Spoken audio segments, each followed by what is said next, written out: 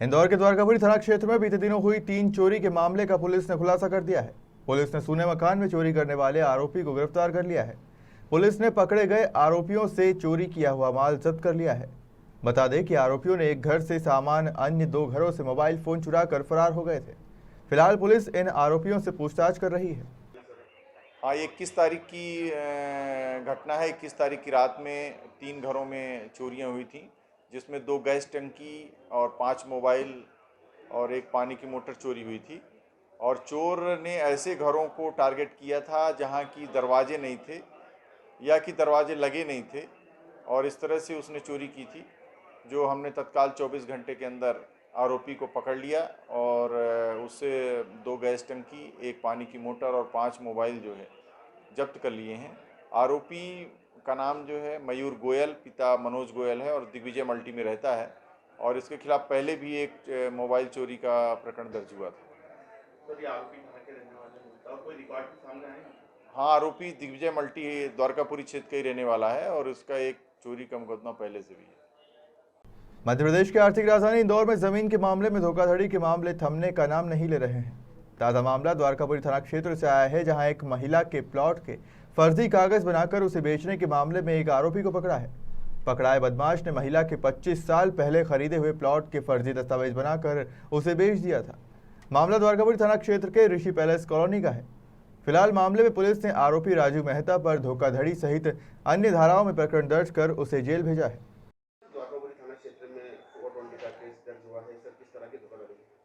एक ये 420 का मुकदमा हम लोगों ने कायम किया है।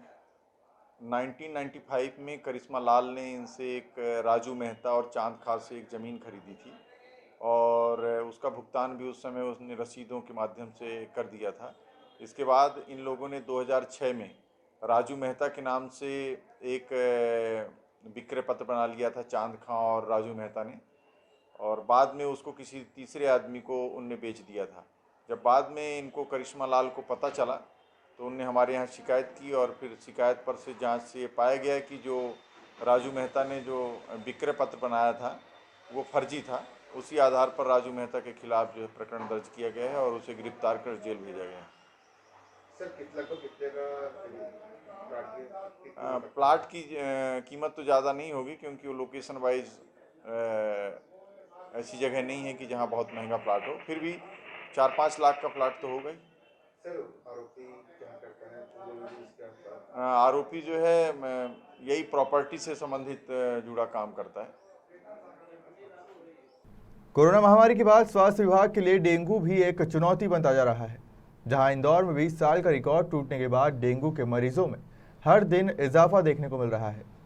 जी हां, स्वच्छता में पंच लगाने वाले इंदौर शहर में गंदगी में पनपने वाले डेंगू के मच्छरों का खासा आतंक है। जहां इंदौर जिले में अब तक 1066 डेंगू के मरीज सामने आ चुके हैं। हालांकि डेंगू को हराने के लिए जिला प्रशासन के निर्देश पर स्वास्थ्य विभाग और नगर निगम द्वारा संयुक्त रूप से जन जागरण अभियान चलाते हुए विभिन्न तरह से कार्य किए जा रहे हैं। वहीं डॉक्टर सेतिया ने आमजन से डेंगू को लेकर अपडेट किस तरह से है? डेंगू के भी अभी निरंतर हमारे देख रहे हैं कि कम से कम 12 से 20 के 15 केस डेली आ रहे हैं। कल की बात करें तो कल भी हमारे पास लगभग 15 केसेस आए हैं, जिसमें लगभग 5 केस पुरुष है और 10 केस महिलाएं, इस तरह से और इन सबको मिला के देखें तो एक बहुत बड़ा आंकड़ा हमारे ज़िले के अंदर हो गया है। वो लगभग 1066 केस अभी तक पॉजिटिव हमारे डिस्ट्रिक्ट में है। ये एक चिंताजनक स्थिति है। और चूँकि अभी हमको लगता था कि आप जो जुलाई से लेके नवंबर तक का जो एक सीज़न रहता है, जो लार्वा पनपने का एक सही उनको वातावरण जो मिलना चाहिए वो सही मिलता है, मगर लगातार इसके बाद भी हमको लगा कि नवंबर में कम हो जाएंगे, मगर निरंतर केसेस बढ़ रहे हैं। तो इसमें यही एक हमारी तरफ से अपील भी लोगों से और ये भी है कि आप जितनी जागरूकता रहेगी डेंगू के प्रति उतना अच्छा रहेगा, क्योंकि जहाँ पर भी पानी ठहरा हुआ पानी अगर है तो उसको निकासी के पानी की हमको करना पड़ेगा कोशिश।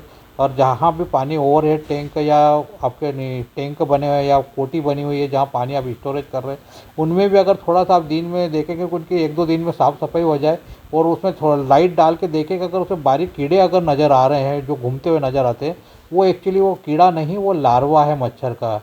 एडिस मच्छर आता है, उसका लार्वा है। तो वो कोशिश करें कि हम या तो वो पानी को फेंक दें, या पानी को फेंकने के बाद उसको टंकी को अच्छे से साफ़ कर दें, या फिर उसमें लार्वा साइड जो आता है हमारा टेबो खाद वगैरह, तो ये दवाई हमें दलवाना पड़ेगा। तो ये कोशिश करें कि हमारी टीमें भी जा रही लगातार, और नगर निगम की टीम के साथ का सामंजस्य बिठा रखा है और वो लोग जा रहे हैं, मगर इसके बाद भी डेंगू को और कोई नहीं रोक सकता, हमको आम जन को ही रोकना पड़ेगा। जिस तरह से स्वच्छता में पंच लगाया, ऐसा ही डेंगू को भी हमको अच्छे से भगाना पड़ेगा और उसमें जागरूकता ही मेन चीज़ है। सर ये बताया जा रहा है कि 20 साल का रिकॉर्ड टूट गया है डेंगू में, तो किस तरह से देखते हैं सर आप?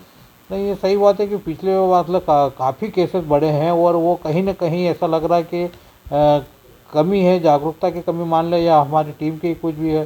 तो हो सकता है कि जितना ज़्यादा से ज़्यादा हम कोशिश करें कि एक शाम के समय मच्छर जो आते हैं अंदर, उनको दरवाज़ा बंद रखें या जाली वाला खिड़कियाँ यूज़ करें या फिर मच्छरदानी रात को सोते समय यूज़ करें, तो उससे काफ़ी हम लोग बच जाएंगे। और फुल आस्तीन के कपड़े पहने। सर 1066 के मरीजों में कितने पुरुष हैं, कितने महिलाएं और कितने बच्चे इसमें शामिल हैं सर डेंगू मरीज? ये सब अलग अलग है। इनमें अगर देखा जाए तो रेशो बहुत ज़्यादा नहीं है।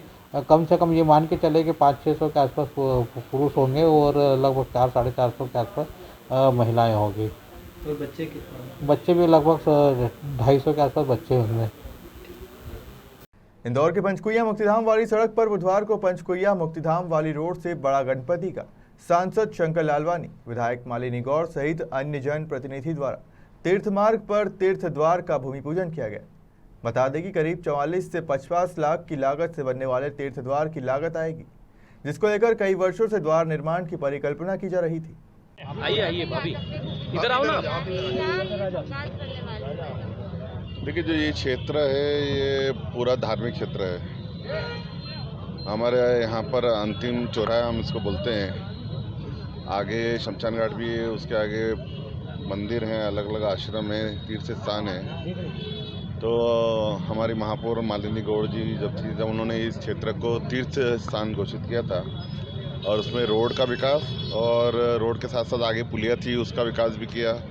यहाँ पर तीर्थ द्वार बनने जा रहा है। तो जो हमारे यहाँ के लोकप्रिय पार्षद है दीपक जैन टीनू, उन्होंने इसकी परिकल्पना की थी और बहुत ही सुंदर द्वार सबकी चर्चा करके हमारे संत महात्माओं के आशीर्वाद से लगभग 44 लाख की लागत से ये बन रहा है और ये ऐतिहासिक द्वार बनेगा।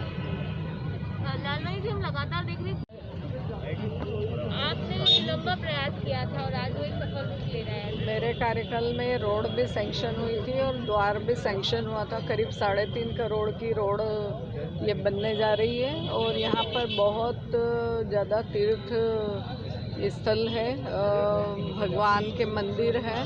तो ये पूरा तीर्थ स्थान बन गया है और अंतिम यात्रा भी यहीं से जाती है। तो द्वार का 50 लाख की लागत से द्वार का निर्माण होने जा रहा है। आज उसका भूमि पूजन था और लगातार विकास की गंगा बही है इन 5 वर्षों में। और जिस प्रकार से इंदौर स्वच्छता में नंबर 1 आया है लगातार 5 बार, तो ये सभी जनता की जीत है और अलग अलग प्रकार के विकास शहर के हुए हैं।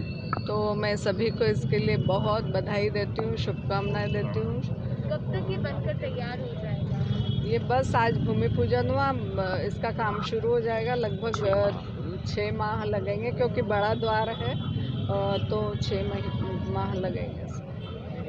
इंदौर सांसद शंकर लालवानी बुधवार को पलासिया स्थित कार्यालय में बने सीनियर सिटीजन काउंसिलिंग कार्यालय पर पहुंचे, जहां उन्होंने बुजुर्गों से चर्चा की।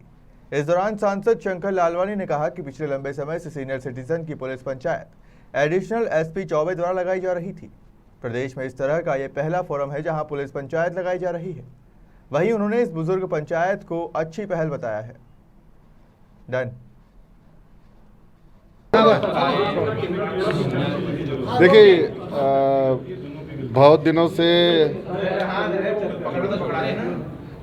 से जो सीनियर सिटीजन की पुलिस पंचायत है उसकी चर्चा सुन भी रहे थे और समाचार पत्रों के माध्यम से मालूम पड़ा था और कुछ लोग मिले भी थे कि हम अपनी समस्या लेके वहाँ जाते हैं। तो हमारे जो एडिशनल एसपी चौबे जी और उनके साथ एक सीनियर सिटीजन की जो एक फोरम बनी हुई है वो कई दिनों से बहुत ही अच्छा काम कर रही है।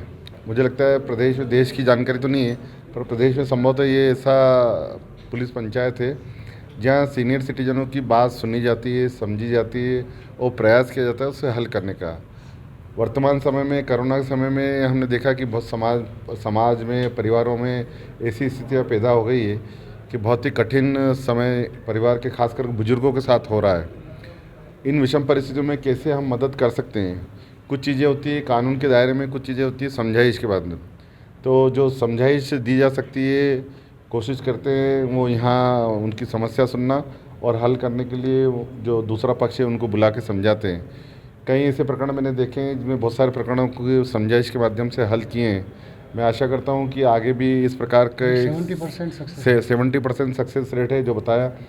मैं आशा करता हूं आगे भी ऐसा चलता रहेगा। पर ये बात है कि इसको हमें कोई ना कोई प्रदेश स्तर पर किसी न किसी कानूनी रूप में अमली जामाना पहनाना चाहिए, क्योंकि ये एक मॉडल इंदौर में बना है और इंदौर नवाचार में हमेशा आगे रहता है। हम आशा करते हैं आने वाले दिनों में माननीय मुख्यमंत्री जी के सामने इस विषय को रखेंगे कि इस प्रकार मॉडल तैयार हो, कहीं ना कहीं इस प्रकार का हो कि जो चीज़ें हमारी पहले हम देखते थे कि पंचायत में बहुत सारी चीज़ें निर्णय होती थी, और ये उस प्रकार की पंचायत है कि बैठ के समझा के, इसमें सीनियर सिटीजन भी हैं, पुलिस प्रशासन के चौबे जी हैं जो एडिशनल, वो लगातार मैं देख रहा हूँ इसमें कई दिनों से काम कर रहे हैं, और हमारे रिटायर मैडम भी हैं जो वो भी इसमें जुड़ी हुई हैं।